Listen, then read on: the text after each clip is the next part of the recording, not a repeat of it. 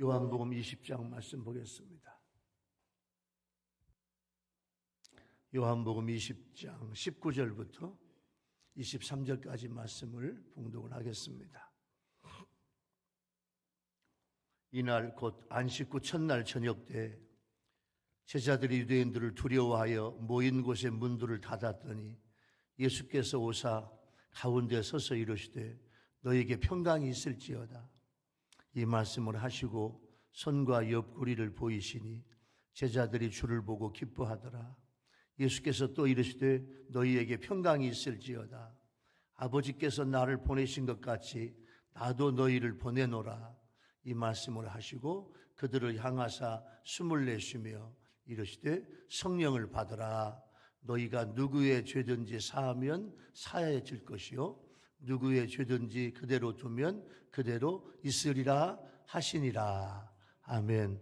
우리가 먹는 고등어 대부분이 우리 근해에서도 잡지만 노르웨이에서 많이 수입하고 있어요. 노르웨이에 베드로라고 하는 어부가 있었는데 어느 날 이 아들과 함께 고등어 잡으러 앞바다에 나갔어요. 고등어를 잘 잡고 있는데 예상치 못한 폭풍이 불어왔어요. 그 베드로 집사님이신데 베드로 집사님의 그 배가 아들과 함께 너무너무 지금 고등어를 잘 잡고 있는데 막 큰 태풍과 바람으로 파도로 세상에 그 집사님의 배가 나뭇잎처럼 표류하고 있어요. 칠흑 같은 밤 파도와 강풍에 맞서 몇 시간을 싸웠는데 방향과 기력을 모두 잃고 자포자기 상태예요. 내비게이션도 없을 때예요. 자, 캄캄한 밤 12시, 1시, 밤 2시 그때까지도 아무리 힘을 써도 여러분 그 태풍과 풍랑, 바람, 파도에 어떻게 배를 할 수가 없네요. 모든 기력이 다 빠지고 자포자기 상태에 있는데 저 앞에서 큰 불덩어리가 올라와요. 불기둥이 온다는 말은 육지가 있다는 말이에요. 그래서 야 저기가 육지구나 하고 큰 파도 속에서 그 육지를 바라보면서 있는 힘을 다해서 아들과 함께 배를 노를 저으면서 그 배로 육지로 나왔어요. 세상에 와서 보니까 내가 살던 마을이야. 내 어항이야. 내가 아까 추락했던 그곳으로 다시 온 거야. 너무너무 감사해서 배를 묶었더니 아내가 여보 베드로를 맞으며 통곡을 해요. 여보 제 실수로 우리 집에 불이 나가지고 집을 몽땅 태웠다고. 어떻게 하면 좋냐고. 그때 이 베드로 집사님이 여보 고맙소. 당신의 실수로 불이 났지만 나와 아들의 목숨을 구했소. 만약에 우리 집이 타지 않았다면 불기둥이 없었다면 우리 배와 나하고 내 아들은 배와 함께 아마 다 침몰됐을 거예요. 집에 불을 내줘서 고맙소. 이건 실화입니다. 실화. 이 실화에 중요한 메시지가 있어요. 부활하신 예수님을 믿는 것은 생명의 불기둥을 향해서 나아가서 영생을 얻는 거예요. 할렐루야. 이 베드로 집사님과 아들은요 그 불기둥 때문에 살았어요. 예수님의 부활은 역사의 최대의 사건이에요. 죽음의 권세, 사망의 권세를 깨뜨리고 부활하신 예수님을 모시고 사람은 영생의 복을 누려요. 영생의 소망을 품은 사람은 삶의 가치관이 달라요. 쉽게 말하면 무슨 영생이 있어? 무슨 천국과 지옥이 있어? 이 세상이면 끝이야. 이 세상에 있는 동안에 먹고 마시고 즐기자. 열심히 돈 벌어서 여행하고 내 마음대로 쓰고 내 마음대로 살자. 무슨 천국이 있어? 죽으면 다 끝나는 거야. 이런 사람과 내 생의 마지막은 영생과 소망이 있는 사람하고 삶의 가치관이 달라요. 오늘은 예수님께서 죽음에서 부활하신 주일이에요. 여러분 부활이란 말은 아무나 못 써요. 아무나 못 써. 예수님만 쓰는 언어예요. 이 세상에 왔다 간 수많은 사람들이 있지만 죽음에서 부활해서 살아난 사람은 한 명도 없어. 예수님밖에는. 세계 모든 종교의 교주들은요, 다 자기 무덤을 자랑해요. 무덤이 얼마나 크고 좋은지 몰라. 그러나 예수님은 무덤이 없습니다. 예수님은 부활하셔서 첫날 저녁에 오늘 제자들에게 나타났어요. 제자들에게 은혜로운 세 가지 말씀을 주시는데 오늘 우리에게 주시는 말씀이에요.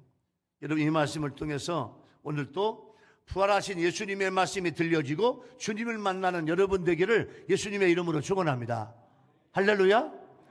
부활하신 예수님이 제자들에게 첫날 저녁에 대체 어떤 말씀을 주셨냐? 첫 번째는요, 예수님은 제자들에게 너희에게 평강이 있을지어다. 제자들아, 지금 고민, 걱정, 근심, 불안, 초조, 우수사려 있지? 너희들에게 있는 불안, 초조, 우수사려, 근심, 걱정 다 떠나가고 내가 너희에게 평강, 평화, 안식, 화평을 주더라. 할렐루야. 그 말씀이에요. 예수님을 배반한 가룟 유다는 이미 자살했어요. 없어요. 12명의 제자 중에서 11제자 중에 도마가 빠졌어. 그리고 지금 10제자가 모였어요. 그리고 이제 그 10제자 이외에 다시 또 제자들께 훈련받은 그런 제자들이 모여있는 이 자리에 주님이 나타나신 거예요. 19절 말씀에서 보니까 역사적인 날짜가 나와 이날 안식 후 첫날 저녁에, 이 말은요 주일날 그 말이에요. 주일날. 그 주일날 저녁에 주님이 제자들에게 오신 거예요. 주일날 새벽에 주님이 부활하시고 제자들에게 오셨어요. 제자들은 유대인들이 두려워요. 너도 예수 믿지? 너도 예수님 따라다니지? 나도, 자기도 잡아 죽일까 봐 무서워. 그래서 그냥 문을 다 그냥 닫았어요. 문을 다 잠갔어요. 아무도 못 들어오게. 유대인들에게 발각나지 않도록 두렵고 떨렸어요. 그런 제자들에게 주님은 무슨 문은 분명히 닫았는데 아무 소리 없이 주님이 들어오신 거예요. 그런데 주님은 영으로만 부활한 게 아니라 육신까지 부활하셔가지고 예수님은 시간과 장소에 구애받지 않고 자유롭게 다닐 수 있는 신비한 몸, 신령한 몸, 부활체가 되셨어. 할렐루야. 고린도전서 5장 44절에 보니까 앞으로 우리가 부활체의 몸이 된다고 기록되어 있어요. 문들을 닫았는데 예수님은 어떻게 소리 없이 들어오셨을까? 문도 안 열고 들어오셨어요. 예수님은 시간과 공간을 초월해요. 지금 유성에 계실 수도 있는 것과 동시에 서울에도 계실 수 있어. 시간과 장소에 구애받지 않는 그런 몸이에요. 아무 소리 없이 예수님 오셔가지고 너희에게 평강이 있을지어다. 평강은 부활하신 예수님께서 제자들을 만날 때마다 처음 하시는 말씀이 평강인데 오늘 19절, 21절 두 번 나와요. 요한복음을 기록한 사도 요한은 기독교의 중요한 특징 중에 하나가 뭐냐? 예수님이 주시는 평강이에요. 평강, 헬라어로 에이레네라는 말이고 히브리어는 샬롬인데 이스라엘 사람들은요, 사람을 만났을 때 혹은 헤어질 때, 이웃을 방문할 때, 기뻐서 만났을 때, 유대인들은 서로 껴안고 다독거리면서 진심으로 이분을 축복해. 샬롬 샬롬 샬롬 샬롬. 우리 옆에 있는 분들 한번 해봅시다. 자, 한번 살짝 껴안고 상대방의 어깨 해봐요. 자, 빨리 해봐요. 상대방의 어깨 두드려. 샬롬 샬롬 샬롬 샬롬. 수산 부부도 해봐. 빨리 해봐요. 샬롬. 상대방의 어깨에 내 손이 가야 돼. 자, 빨리 해봐. 자, 다시 한번. 이번엔 방향을 바꿔서 샬롬 샬롬. 다 같이 샬롬 샬롬. 시작. 샬롬, 샬롬.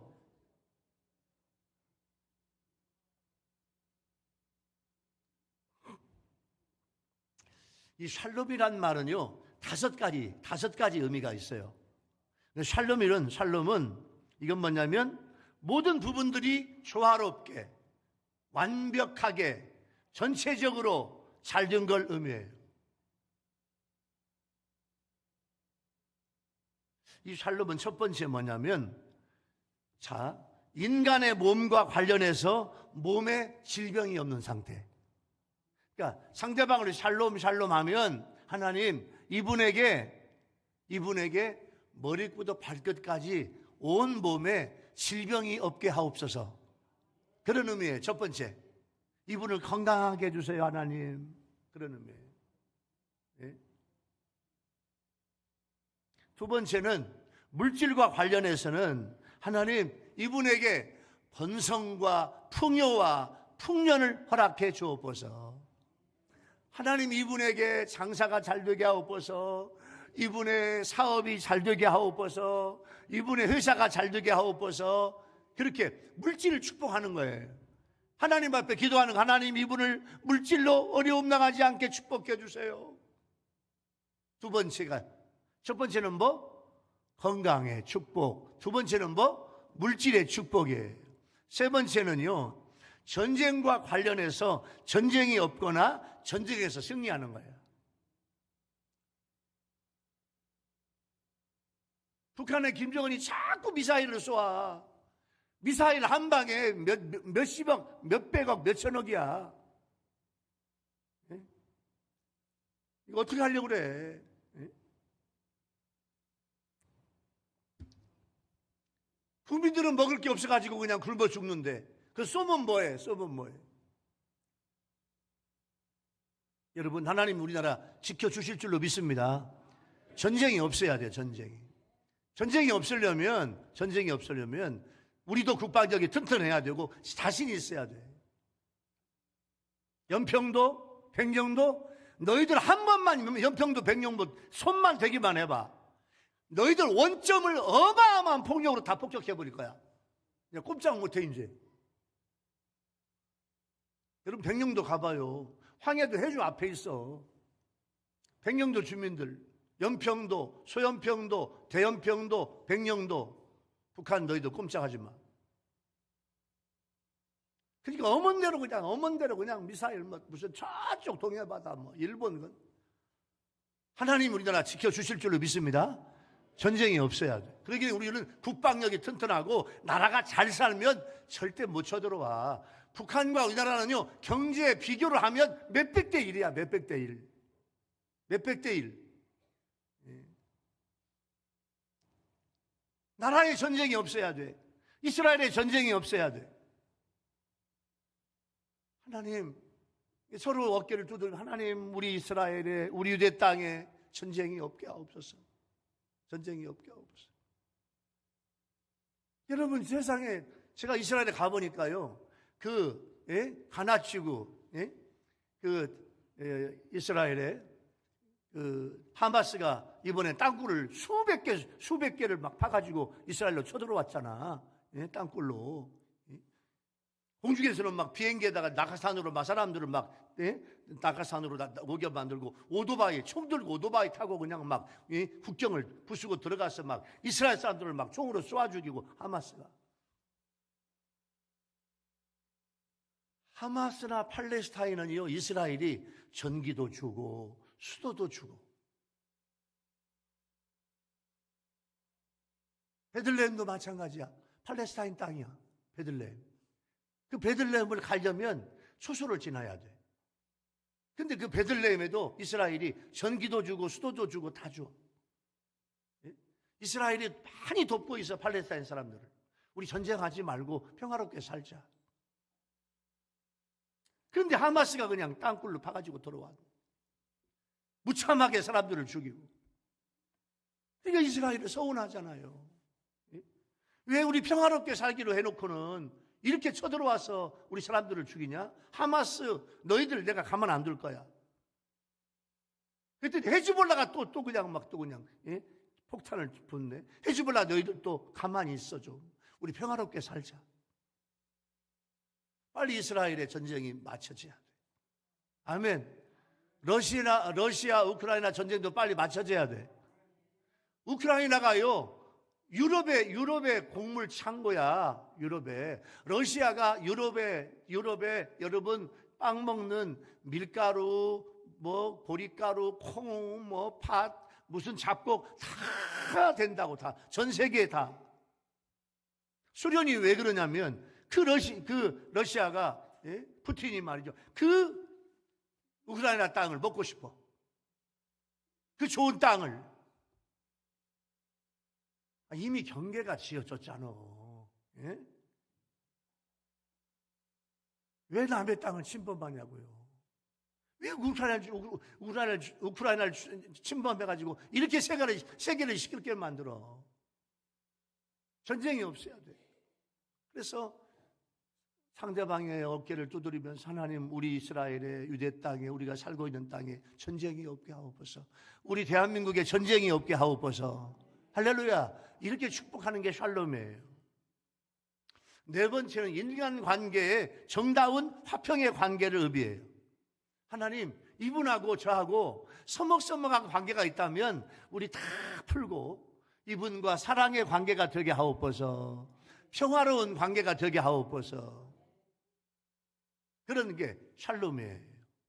다섯 번째는 나라와 나라와의 관계가 두 나라 사이에 우호와 협력의 관계. 우호와 협력의 관계. 나라와 나라 사이에 원수로 생각하지 마. 옛날에 쳐들어왔어? 그래도 이제 이해하고 같이 우호하게 살아. 옛날에 잔인하게 우리나라를, 우리 백성들을 죽였어. 그것도 이해하고 이제는 서로 우호하고 살자. 그 말이에요. 이게 다섯 가지 샬롬이야. 그러니까 샬롬 하면 이 다섯 가지가 함께 있어야 돼. 이제부터 여러분들이 그런 샬롬을 하기 바랍니다. 할렐루야. 우리 성도들 만나면 그렇게 하세요. 여러분 만나서 예? 이렇게 살짝 껴안으면서 남자와 남자, 여자와 여자끼리만 해. 샬롬 하는 거예요. 로마서 5장에 보면요, 이런 말씀이 있어요. 그러므로 우리가 믿음으로 어렵게 됐어. 믿음으로 하나님의 자녀가 되고 믿음으로 어렵게 되었어요. 그 다음에 우리 주 예수 그리스도로 말미암아 하나님과 화평을 누리자. 오늘 예수님이 부활하신 날 여러분들 모두가 다 하나님과 화평의 관계가 되기 바랍니다. 할렐루야. 하나님, 여러분들 내가 너를 도와줄게, 너와 함께 할게, 너를 축복해 줄게. 아멘. 그렇게 하나님과 화평의 관계가 돼야 돼. 그런데 이미 사도 바울은 뭐라고 말씀하고 있냐? 예수님으로 말미암아 우리와 하나님과 우리와 화평의 관계가 이루어졌다. 할렐루야. 그 말씀이에요. 로마서는요.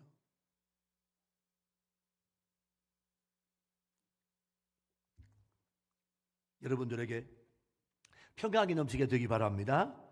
몸이 아프지 않는 여러분 되기 바랍니다.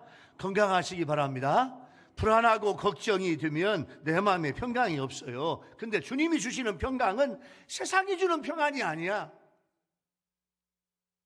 이 평강은 오늘 받아야 돼. 우리 주님이 주시는데, 할렐루야. 제자들에게, 너희들에게 평강이 있을지어다. 여러분에게 주시는 말씀이에요. 언제나 즐거움과 기쁨으로 얼굴이 환하게 빛나며 떡장사하는 할머니 권사님이 계셔요. 어느 날 단골 손님이 권사님에게 언제나 그렇게 즐거워하는 걸 보니까 근심 걱정이 없으신가 봐요. 그랬더니 권사님이 천만에요. 걱정 근심이 없는 사람이 어디 있겠어요. 내게도 고통스러운 일, 걱정거리가 있답니다. 그러면 어떻게 그렇게 매일 즐겁게 사세요? 저는요, 3일의 비밀을 가지고 있어요. 3일의 비밀이 여기 무슨 말이에요? 3일의 비밀이란 문제가 생길 때마다 하나님께 그 문제를 해결해 주시도록 맡겨버리고 조용히 3일을 기다려. 어떤 문제를 놓고 하나님 앞에 기도하고 3일을 기다려.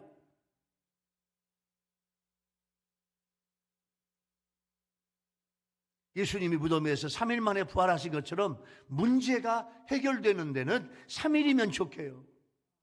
때로는 숫자로 3일이 아닐 수도 있지만 예수님의 부활 원리는 늘 같답니다. 그래서 저는 어떤 걱정이나 근심이 와도 3일 후에는 언제나 다시 평강이 찾아온답니다. 할렐루야. 그래서 저는 예수 안에서, 믿음 안에서 행복해요. 권사님의 고백이에요. 참 멋진 권사님입니다. 여러분, 예수님이 부활하신 날 제자들에게 오셔서 주신 평강은 우리에게도 주시는 평강인 줄로 믿습니다. 요즘 여러분 내 마음속에 평강, 평화, 화평 있냐고요.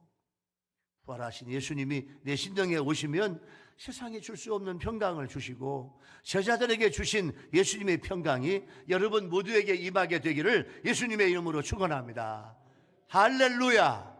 두 번째, 예수님은 제자들에게 뭐라고 말씀하시냐면 성령을 받으라 이렇게 말씀했어요. 평강이 있을지어다. 평강하라. 내가 주는 평강을 받아라. 그렇게 말씀하신 주님은 봐봐요. 예수님이 옆구리를 보여주시면서 손과 옆구리를 보고 만져보라고 그래. 손에 못자국이 있고 세상 예수님의 옆구리에 창자국이 들어있네요.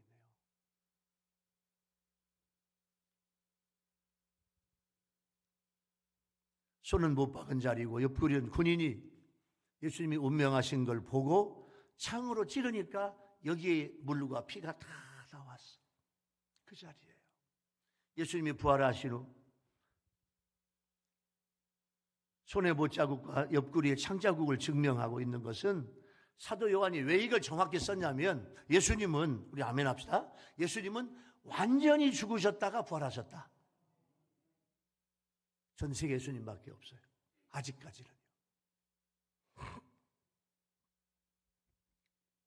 그 당시 이단들은 예수님이 죽으셨고 부활한 걸 인정하지 않고 어먼소리 하고 있어요. 요한은 영으로만 예수님이 부활한 것이 아니고 육신도 부활한 것을 강조하고 있어요. 예수님의 그 손에 못자국과 허리에 창자국을 보면서 제자들은 육체적인 예수님의 부활을 확신했고 기뻐했어요. 그러시면서 예수님이 뭐라고 말씀하시냐면 아버지께서 나를 보내신 것 같이 나도 너희를 보내노라. 예수님은 하늘나라에서 이 땅에 아버지 하나님이 이 땅에 십자가 지시고 죽으시라고 보내셨어요. 그래서 예수님이 이 땅에 오셨어요. 그런데 예수님은 12 제자 보고 나도 너희들을 세상에 보낸다 그렇게 말씀하는 거예요.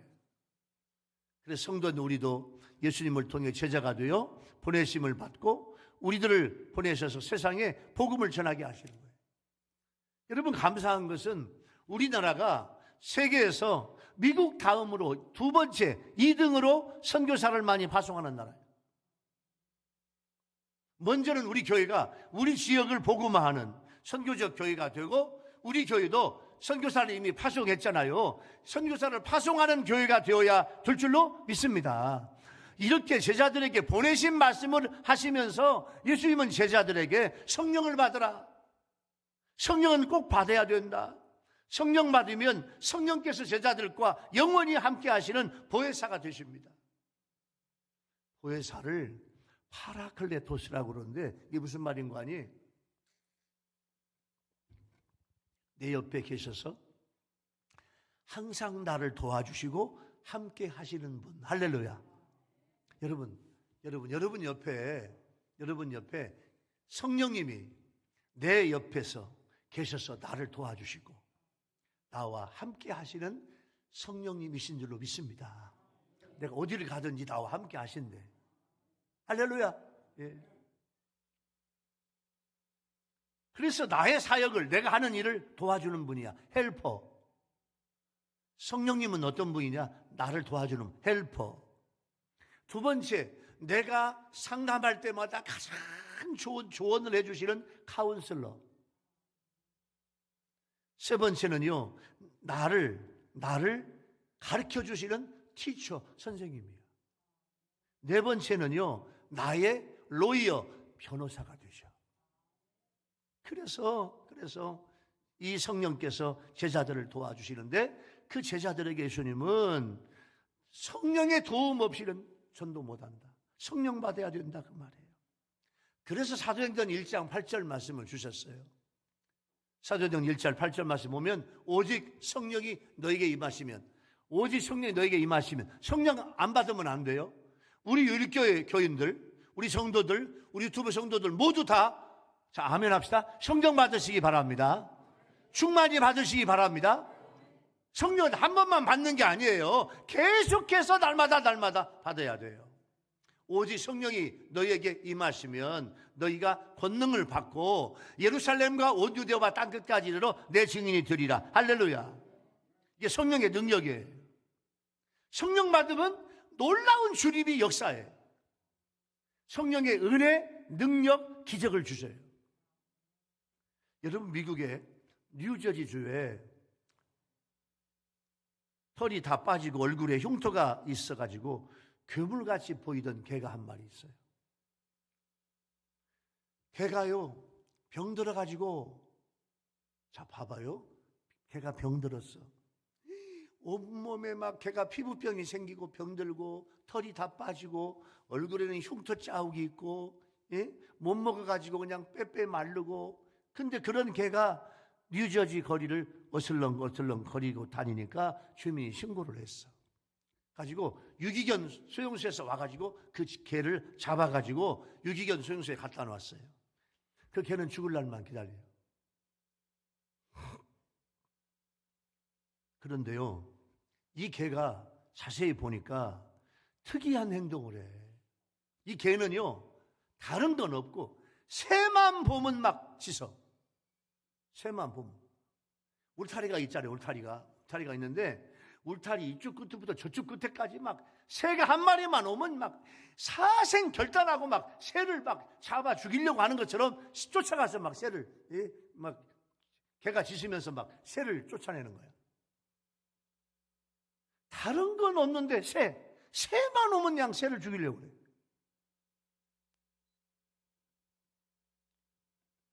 그때 이 사육사가요, 뉴저지 비행장에 큰 골치를 앓고 있다는 기사를 며칠 전에 읽었거든.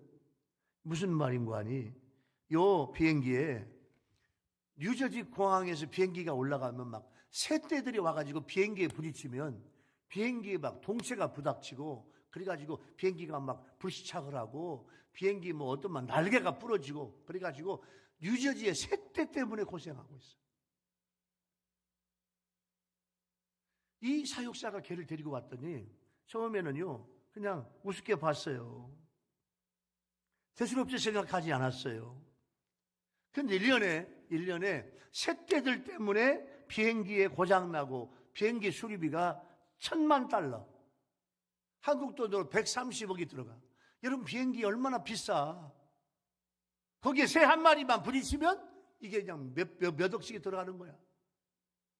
그래서요, 그 뉴저지 공항에서 그 개를 인수해가지고 한번 놓아봤어. 사료를 주고 놓아봤더니 세상에 이 개가요, 사료 먹고 물 먹고 새 한 마리만 있으면 막 공항에 활주로에 새 한 마리만 있으면 막 쫓아가서 막 새를 막 물어 죽이려고 하면 막 새가 도망가고 그래가지고 그냥 이 뉴저지 공항은 그 개 짖는 소리만 나면 새가 오지도 못해. 1년 동안 통계를 내보니까 세상에 그 개가 온 다음에 1년에 130억, $10,000,000씩 지출했던 비행기 수리 비용이 1원도 안 나갔어. 할렐루야. 그래서 그 개 이름을 킹이라고 지어주고 그 개한테 표창장도 주었어. 그리고 그냥 날마다 그냥 고기 반찬으로 맛있게 주는 거야. 고기 반찬으로 맛있게 주니까요, 그냥 세상에 얼굴에 피부병이 다 났고, 그냥 털이 깔끔하게 이쁜 털이 나오고, 얼굴도 그냥 이뻐지고, 그냥 해가지고 그냥 너무너무 귀한 개가 된 거예요. 무슨 말이에요? 이 개는 새떼를 쫓는 타고난 능력이 있어. 지금도 사랑받고 있대요, 지금도. 여러분, 무슨 말이에요? 성령의 은사는 예수님이 주시는 내 개인의 특기와 자질이에요. 그래서 우리는 아멘 합시다. 위로부터 주시는 능력 받아야 돼. 그럼 내 안에 있는 특기와 자질이 다 와. 누구도 할 수 없는 특기와 자질이 나와서 주님을 영광스럽게 하고 이웃을 위해서 성령의 능력을 쓰고요. 그래서 쓰임받는 그런 성도가 되는 줄로 믿습니다. 이 개가 얼마나 쓰임받아요. 성령을 꼭 받아야 돼요. 여러분은 성령을 받았습니까? 충만히 받는 여러분 되기 바랍니다. 할렐루야. 성령을 사모하세요. 주님, 저에게 성령을 주세요. 성령 충만하게 주세요. 주님 앞에 사모하고 기도하면 주님은요, 성령을 충만히 주실 줄로 믿습니다. 성령을 받으면 여러분의 삶에 날마다 기적이 나타나요. 따라서 해봐요. 내 삶에. 따라서 해봐. 내 삶에 기적이 일어난다. 뭐 받으면? 성령 받으면. 유튜브 여러분들도 그런 성령의 기적이 있게 되기 바랍니다. 할렐루야. 자, 세 번째 예수님의 말씀은, 예수님은 제자들이 선포한 복음을 믿는 자들에게 예수 이름으로 죄사함을 선포하라고 했어요. 요 23절 여러분 읽어봅시다. 여러분 성경에 다 같이 23절. 자, 시작. 너희가 누구의 죄든지 사하면 사여질 것이요 누구의 죄든지 그대로 두면 그대로 있으리라.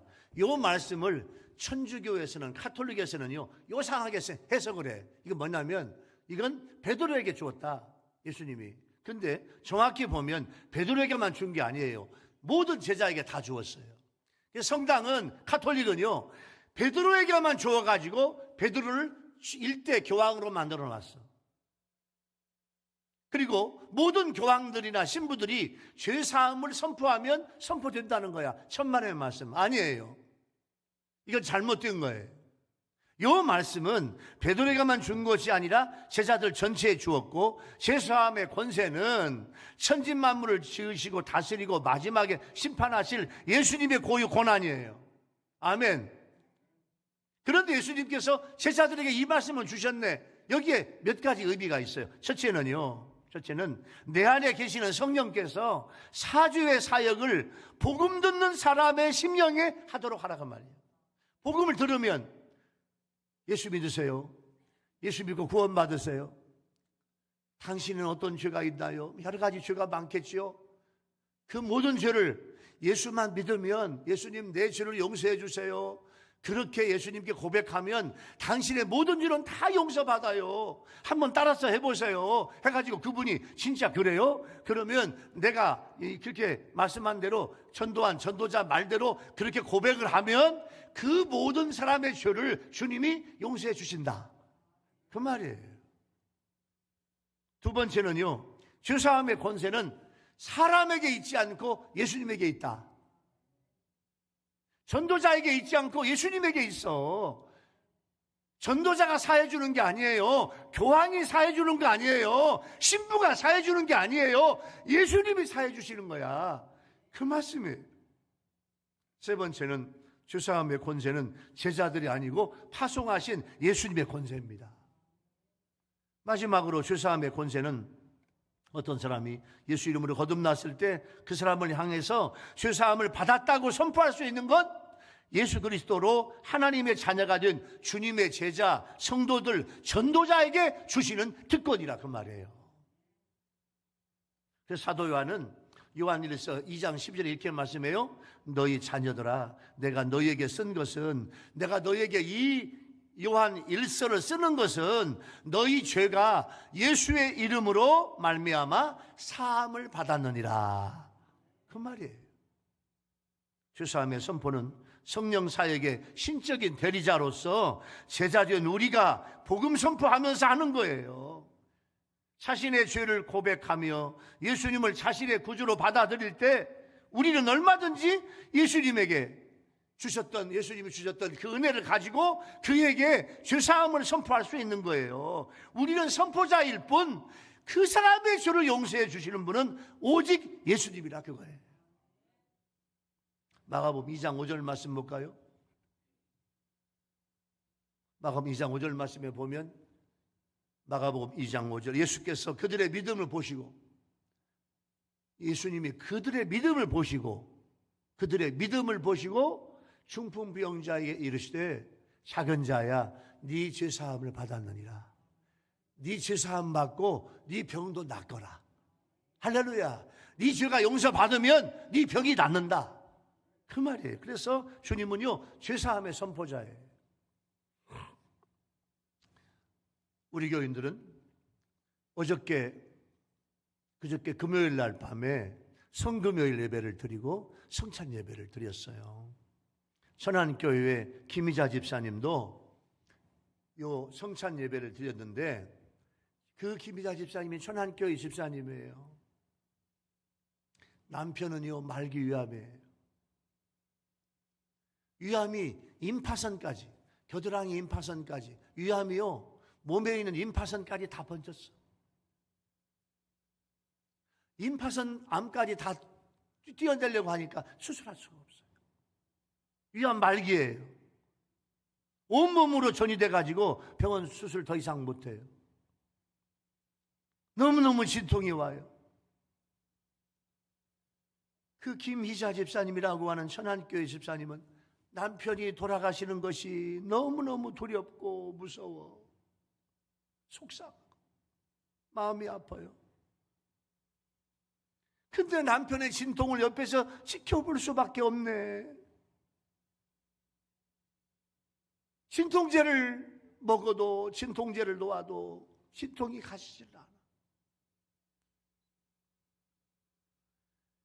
그날 천안교회 김희자 집사님은 교회 성만찬 예배에 참석을 해가지고 남편을 위해서, 자 봐봐요, 제일 먼저 조그마한 카스테라 빵을 줘. 두 번째 포도주를 드리거든요. 이게 성만찬 예배야. 근데 이 집사님은요 성찬식을 참여하면서 자기 몫으로 받을 걸 남편에게 주려고, 자 봐봐요, 첫 번째 빵을 들었는데 이 빵을 조그마한 손수건에 몰래 쌌어. 그리고 포도주도 다 먹으려고 포도주를 장로님이 이렇게 가면은 마시라고 이렇게 하고 옆에 이렇게 서 있는데 이제 이렇게 그 포도주를 받고 몰래 조그만한 벽에 포도주를 따랐어.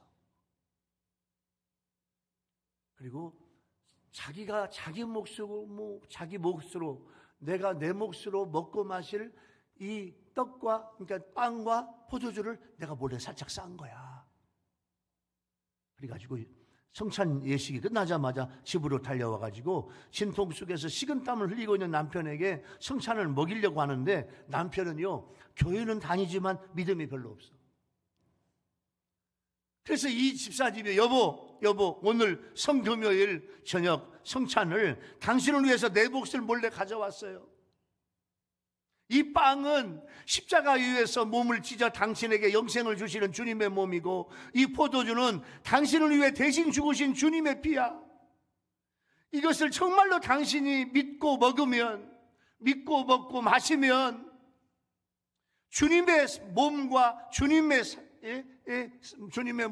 주님의 피를 먹고 마시는 거야. 우리 주님이 기념하라고 하셨어. 믿음으로 한번 먹어봐요. 믿음으로. 그렇게 남편에게 그 복음을 전하고 남편에게 빵을 이렇게 드리고 먹게 만들고 포도주 잔을 마시게 했어요. 근데 그 남편이 그걸 먹기 전에 남편이 막 성령이 막 감동하시니까 남편이요 막 너무너무 막 뜨겁고 막 회개하고 눈물로 기도하며 뜨겁게 이분이 막 갑자기 남편이 막 믿음이 막 뜨거워졌어. 성령으로 막 뜨거워졌어. 그래가지고요 뜨겁게 막 기도하고 눈물로 기도하고 그 조그마한 빵을 먹고 그 다음에 조그마한 병으로 쌓은 포도주를 마셨어요. 그 빵을 먹고 마신 그 순간에 기적이 일어났어요. 남편 마음속에 첫 번째 평안이 왔어. 평강이 왔어. 아까 샬롬의 5가지 중에서 몸에 병이 없는 게 몇 번째야? 예? 그 평안이 이분에게 확 온 거야. 두 번째 마음의 평안이 오고, 두 번째 세상에 그걸 먹고 마셨더니 갑자기 몸에 진통이 하나도 없는 거야. 믿으시면 아멘. 이분의 간증이에요.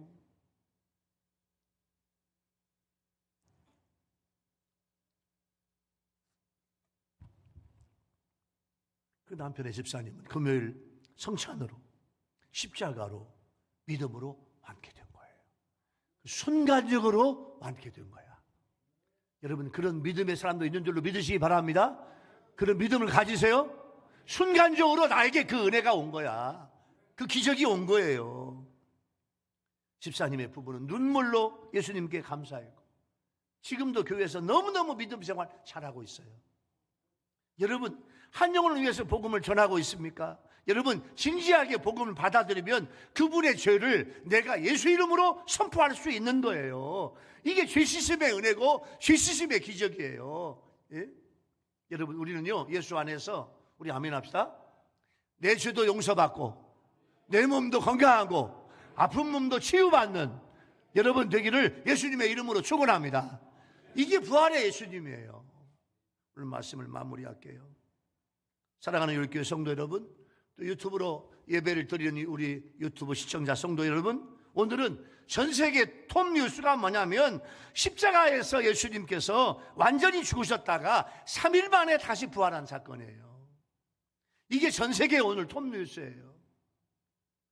부활하신 예수님께서 문들이 닫힌 마가다라 방에 오셔서 두려워하는 제자들에게, 제자들아 두려워하지 마. 첫 번째, 너희들에게 두려워하고 너희들에게 평강을 주노라. 두 번째, 성령을 받아라. 충만히 받아라. 그래야 사명 감당한다.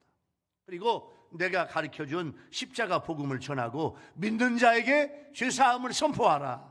이렇게 말씀을 하셨어요. 오늘 부활의 주님을 만나고 오늘 주신 말씀으로 승리하는 여러분 모두가 되기를 예수님의 이름으로 축원합니다. 할렐루야. 기도하겠습니다. 주님 감사해요. 오늘 부활주일날 부활하신 예수님의 말씀을 주시니 감사해요. 평강을 받게 하여 주옵소서. 성령을 받게 하여 주옵소서. 죄사함의 은혜를 받게 하여 주시옵소서. 예수님의 이름으로 간절히 기도하옵나이다. 아멘.